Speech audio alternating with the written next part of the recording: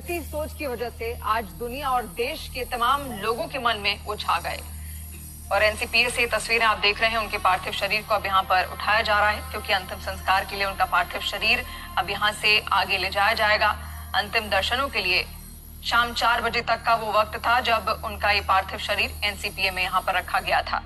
मुंबई से लाइव तस्वीरें इस वक्त हम आपको दिखा रहे हैं। पूरे राजकीय सम्मान के साथ उनको विदाई यहाँ पर अब दी जाएगी और उनका जो जीवन है हमेशा के लिए साधारण सा व्यक्तित्व थे वो बहुत असाधारण, क्योंकि ऐसे कई सारे काम उन्होंने किए जो हर किसी के जहन में अब हमेशा हमेशा के लिए बस जाएंगे। 60% जो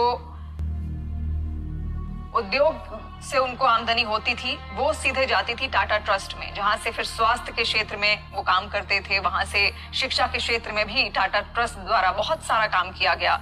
देश को बहुत बड़े बड़े संस्थान उनके समर्थन से और कई बार टाटा ग्रुप ने खुद भी देश को समर्पित किए हैं।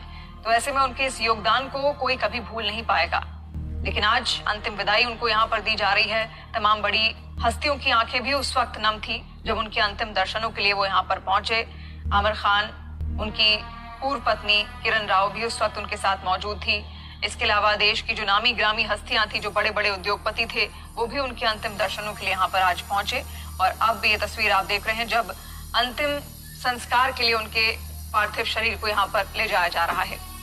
तो रतन टाटा 86 साल के थे और उनके सबसे करीबी दोस्तों में एक थे शांतनु नायडू, जो रतन टाटा के करीब 55 साल छोटे हैं।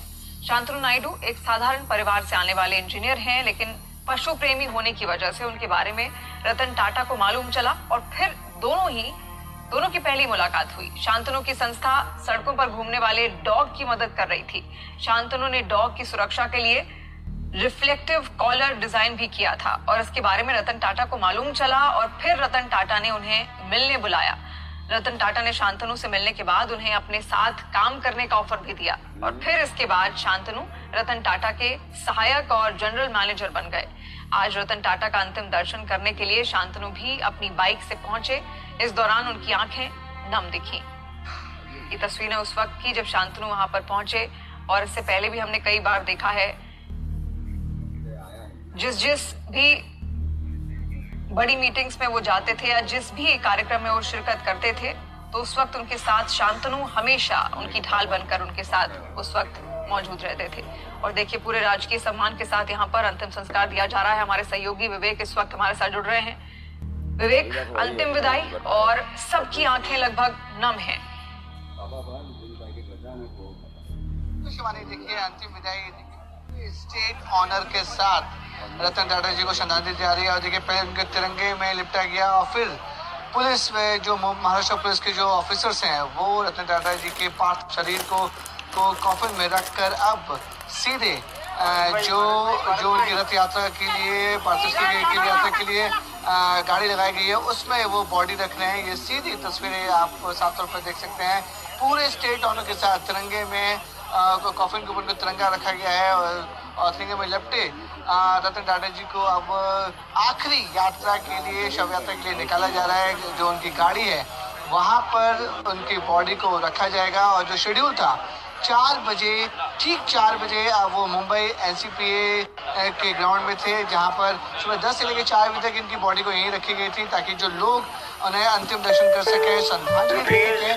फोन पे पर 10 रुपए मिले। टाटा जी निकल रहे हैं यहाँ से मुंबई के एनसीपीए जो नरीमन पॉइंट में है, वो अब उनकी जो पार्थिव शरीर है इसी गाड़ी के जरिए मुंबई के वर्ली हिंदू शमशान भूमि पर जाएगी, जहां पर उनके पार्थिव शरीर का अंतिम संस्कार होगा।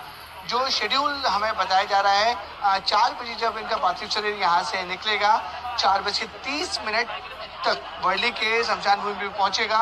वहां पर 45 मिनट तक पारसी रिचुअल के हिसाब से एक प्रेयर होती है। उस प्रेयर की ड्यूरेशन जो है वह 45 मिनट है। उसके बाद 15 मिनट के एक और पारसी रिचुअल्स को फॉलो किया जाएगा, जो लास्ट नाइट के पारसी रिचुअल्स होता है, यानी कि 1 घंटे तक पारसी रीति रिवाज से उनकी जो भी लास्ट राइट्स है वो रीति रिवाज पूरी की जाएगी। उसके बाद उन्हें उनका दाह संस्कार किया जाएगा।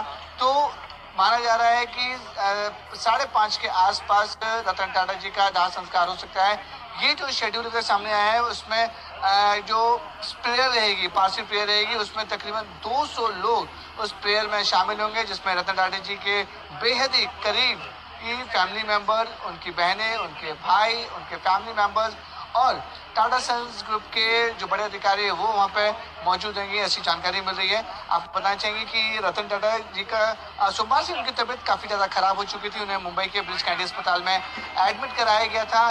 कल रात 11:15 पर उन्होंने अंतिम सांस ली मुंबई के ब्रिच कैंडी में, और डॉक्टर का साहब तो कहना है कि एज फैक्टर बहुत ज़्यादा वो था, क्योंकि रतन टाटा जी 86 साल